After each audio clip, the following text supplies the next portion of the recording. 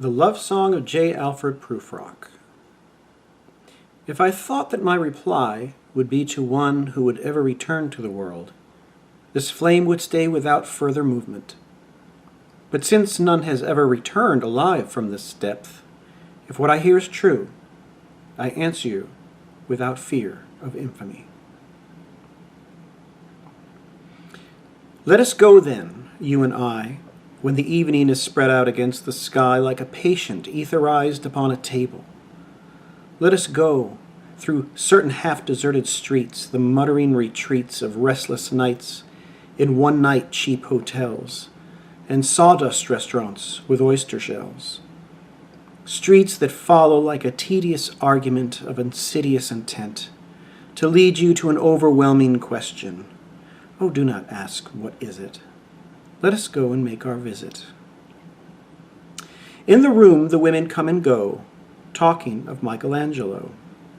The yellow fog that rubs its back upon the window panes, the yellow smoke that rubs its muzzle on the window panes, licked its tongue into the corners of the evening, lingered upon the pools that stand in the drains, let fall upon its back the soot that falls from chimneys, slipped by the terrace, made a sudden leap, and seen that it was a soft October night, curled once about the house, and fell asleep. And indeed, there will be time for the yellow smoke that slides along the streets, rubbing its back upon the window panes. There will be time to prepare a face to meet the faces that you meet.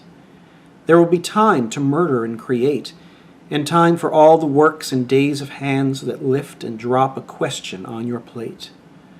Time for you and time for me, and time yet for 100 indecisions and for 100 visions and revisions before the taking of a toast and tea.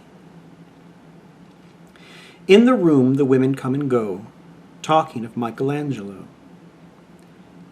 And indeed there will be time to wonder, do I dare? And do I dare? Time to turn back and descend the stair with a bald spot in the middle of my hair. They will say how his hair is growing thin. My morning coat, my collar mounting firmly to the chin, my necktie rich and modest, but asserted by a simple pin. They will say but how his arms and legs are thin. Do I dare disturb the universe? In a minute, there is time for decisions and revisions, which a minute will reverse. For I have known them all already, known them all, have known the evenings, mornings, afternoons. I've measured out my life with coffee spoons. I know the voice is dying with a dying fall beneath the music from a farther room. So how should I presume? And I have known the eyes already, known them all, the eyes that fix you in a formulated phrase. And when I am formulated, sprawling on a pin, when I am pinned and wriggling on the wall, then how should I begin to spit out all the butt ends of my days and ways? And how should I presume? And I have known the arms already, known them all, arms that are braceleted, white and bare, but in the lamplight down with a light brown hair.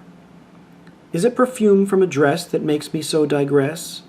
Arms that lie along a table or wrap about a shawl. And should I then presume? And how should I begin? Shall I say, I have gone at dusk through narrow streets and watched the smoke that rises from the pipes of lonely men in shirt sleeves leaning out of windows? I should have been a pair of ragged claws scuttling across the floors of silent seas. And the afternoon, the evening, sleeps so peacefully, smoothed by long fingers, asleep, tired, or it malingers, stretched on the floor, here beside you and me. Should I, after teas and cakes and ices, have the strength to force the moment to its crisis? But though I have wept and fasted, wept and prayed, though I have seen my head grow slightly bald, brought in on a platter, I am no prophet, and here's no great matter. I've seen the moment of my greatness flicker, and I've seen the eternal footman hold my coat and snicker, and in short, I was afraid.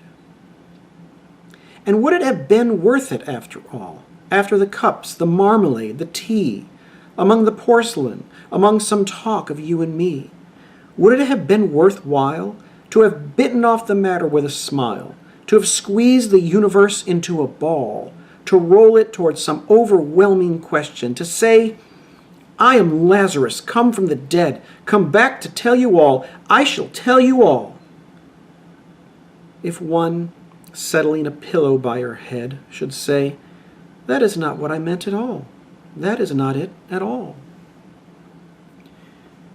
And would it have been worth it, after all? Would it have been worthwhile, after the sunsets and the dooryards and the sprinkled streets, after the novels, after the teacups, after the skirts that trail along the floor, and this, and so much more?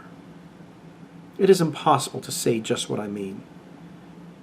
But as if a magic lantern threw the nerves and patterns on a screen, would it have been worthwhile if one settling a pillow or throwing off a shawl and turning toward the window should say, that is not it at all. That is not what I meant at all. No, I'm not Prince Hamlet, nor was meant to be. I'm an attendant lord, one that will do to swell a progress, start a scene or two, advise the prince, no doubt an easy tool, deferential, glad to be of use, politic, cautious, and meticulous, full of high sentence, but a bit obtuse, at times indeed almost ridiculous, almost at times the fool. I grow old, I grow old. I shall wear the bottoms of my trousers rolled. Shall I part my hair behind? Do I dare eat a peach? I shall wear white flannel trousers and walk upon the beach. I have heard the mermaids singing, each to each. I do not think that they will sing to me. I have seen them riding seaward on the waves, combing the white hair of the waves blown back when the wind blows the water white and black. We have lingered in the chambers of the sea, by sea girls wreathed with seaweed red and brown, till human voices wake us, and we drown.